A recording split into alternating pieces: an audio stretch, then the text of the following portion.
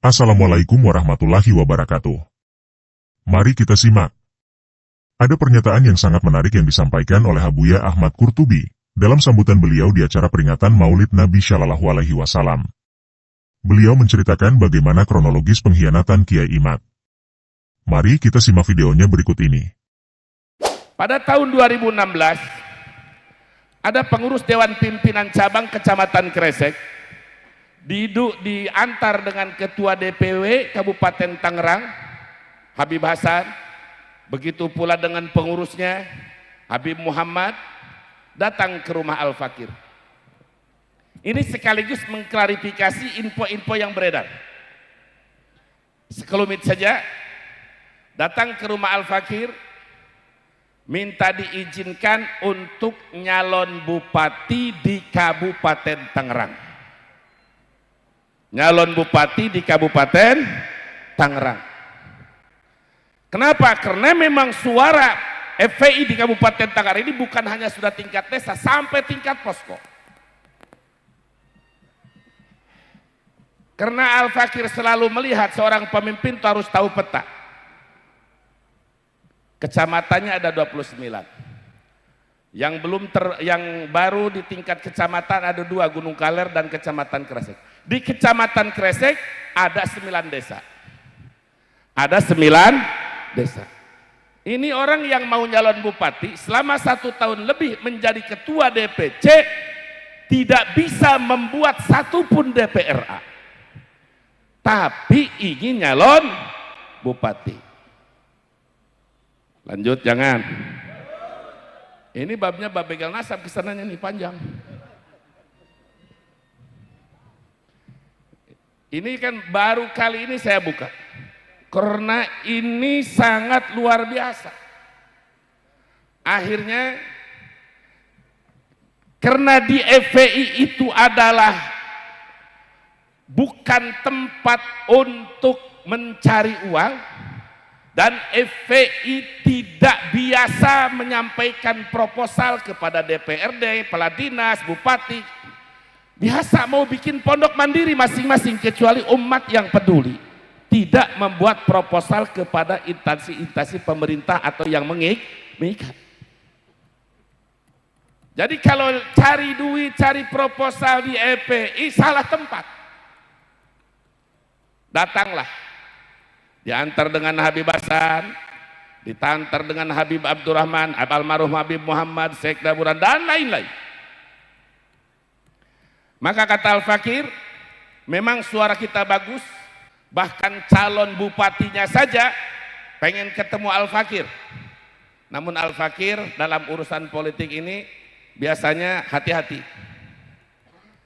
Akhirnya Al-Fakir mensyaratkan, insya Allah dari jalur independen didukung, tapi dengan catatan buktikan 1 bulan ini Anda mampu membuat DPRA 1 saja di tingkat desa kamu. Apalagi dalam jangka 2 bulan 9 desa di Kecamatan Kresek. Singkat cerita, sepakat dulu, pulang. Dalam jangka 3 bulan tidak mampu membentuk 1 DPRA pun. Melihat dari akhlak-akhlak yang kebiasaannya, oh ini mau memanfaatkan efek. Sehingga Al-Fakir perintahkan kepada Habib Hasan, jangan sampai ormas FPI dimanfaatkan oleh kepentingan orang. Betul? Mengambil keputusan. Diambillah keputusan, maka tidak direstui untuk nyalon bupati Kabupaten Tangerang. Karena tidak mencukupi syarat. Tidak mencukupi syarat. Artinya jangan ngurus 1 kabupaten, 1 desa aja nggak bisa bikin DPR. Dari situlah mulai. Singkat cerita, terjadilah Pilbub Tangerang. Setelah Pilbub Tangerang terjadi 2019,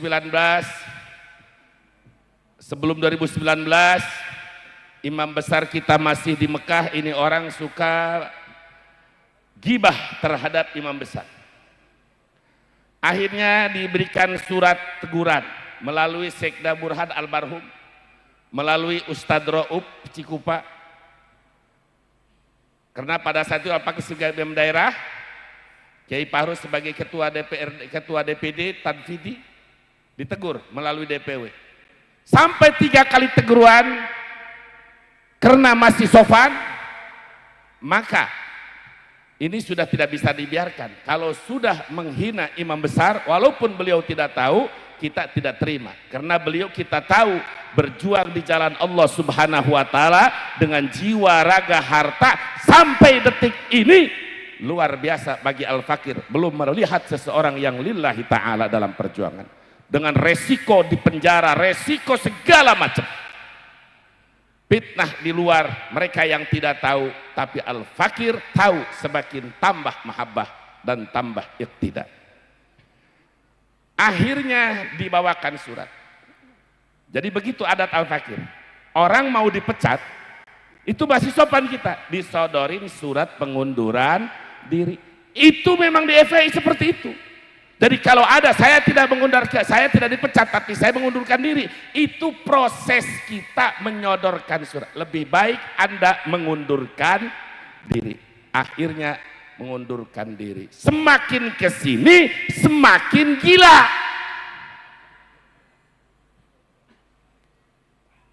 Pertama saya doakan mudah-mudahan Allah segera kasih taufik hidayah. Segudang dalil.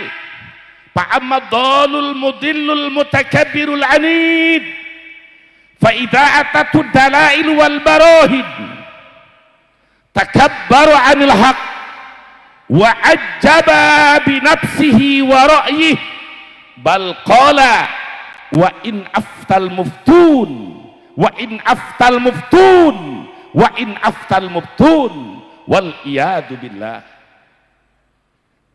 Kalau orang sudah sesat, menyesatkan, takabur, sombong, keras kepala, jika didatangkan dalil, minta dalil, dikasih dalil, minta debat, disiapkan, bukannya taslim, malah tambah sombong, tambah nangtang kesana kemari. Betul? Wa ajaba binafsi warai, dan bangga dengan dirinya, bangga dengan pendapatnya. Ulama yang hidup dari mulai Al-Imam Ubaidillah sampai kepada ulama masa kini, semuanya ditentang. Kenapa? Siapapun ulama yang berfatwa bima la tahwa nafsuhu, dengan fatwa yang tidak sesuai dengan keinginannya, karena sudah menyatakan wa in aftal muftun, sekalipun para mufti berfatwa tetap akan ditolak. Jadi orang yang semacam ini sudah tidak perlu dikasih dalil, tapi pertama cukup didoakan, mudah-mudahan Allah memberikan hidayah ke jalan yang benar. Dan Allah Maha tahu orang yang dicap tidak akan mendapatkan hidayah jika memang dalam iradatmu, dalam takdirmu dia akan terus menyesatkan umat, tidak akan mendapatkan hidayah. Jadikanlah ia ibrah untuk umat yang sekarang ini dan umat yang akan datang. Amin. Allahumma atil umrahu wa atil faqrahu wa aridhu lil fitan. Ya hayyu ya qayyum waj'alhu ibratan lana wa liman ba'dana ya dzal jalali wal ikram ya jabbaru ya qahar. Ya Jabbaru ya Qahar, ya Syadidal Batsi ya Jabbar, ya Qahar ya Qahar, ya Hadi ya Khabiru ya Mubin, ya Allamal Ghuyub, amin ya Rabbal Alamin. Jadi hanya hidayah dan ibrah. Dalil udah dibawain sama Habib Hanif, ribuan dalil. Al-Fakir sudah nyusun kitab Ihyaul Mauta. Jadi bohong besar jika dikatakan gelap 550 tahun. Ini bakal jadi viral lagi. Ini bakal difitnah lagi.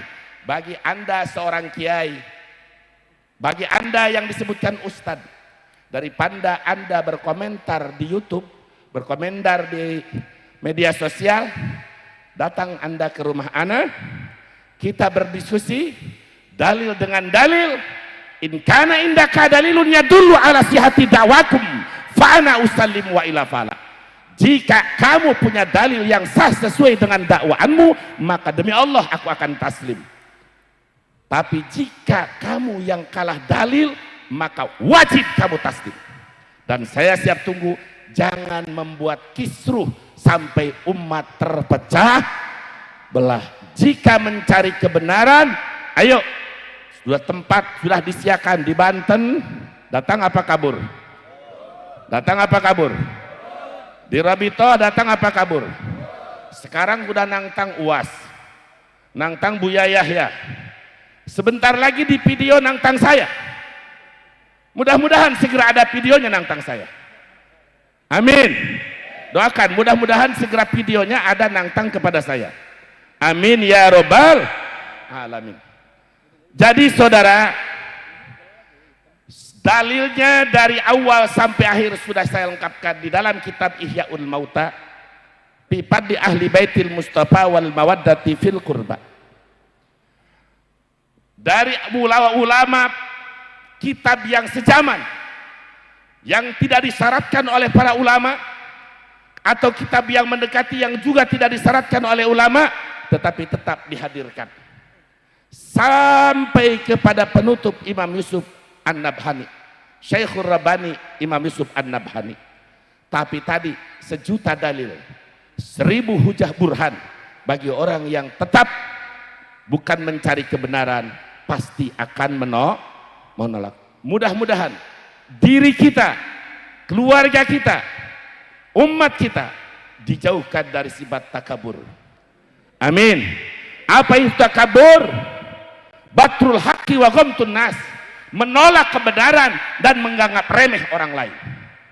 Menolak kebenaran dan menganggap remeh orang lain. Mudah-mudahan kita menjadi hamba Allah yang tawadhu, yang rendah hati, sesuai dengan hadis Nabi, man tawadhu'a rafa'ahullah, siapa orang yang bertawadhu maka akan diangkat derajatnya oleh Allah Subhanahu wa taala.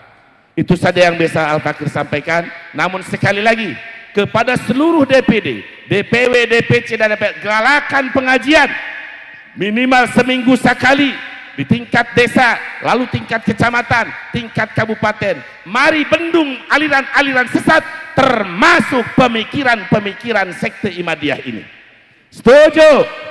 Cara melawannya, sadarkan umat, jaga akidah umat. Itu saja yang Al-Fakir sampaikan, kurang dan lebihnya mohon maaf dan maklum. Hadani Allah wa iyyakum ajmain. Wassalamualaikum warahmatullahi wabarakatuh. Semoga apa yang disampaikan oleh Abuya Ahmad Qurtubi bisa menyadarkan masyarakat. Masyarakat harus cerdas. Sejak isu nasab dilontarkan Kiai Imad, isu nasab ini telah menimbulkan pro dan kontra, gaduh selama 2 tahun hingga sekarang. Bahkan saat ini sudah menuju pemecah belahan umat Islam, dengan begitu banyaknya tayangan-tayangan dan komentar rasis dari para pengikut Kiai Imad. Dan dengan adanya pernyataan Abuya Ahmad Qurtubi ini, apakah Kiai Imad berani untuk menantang Abuya Ahmad Qurtubi untuk mempertahankan hujahnya? Saya rasa tidak. Kiai Imad tidak akan pernah berani. Kalaupun berani, Kiai Imad hanya akan koar-koar, framing di medsos untuk menanggapinya. Wassalamualaikum warahmatullahi wabarakatuh.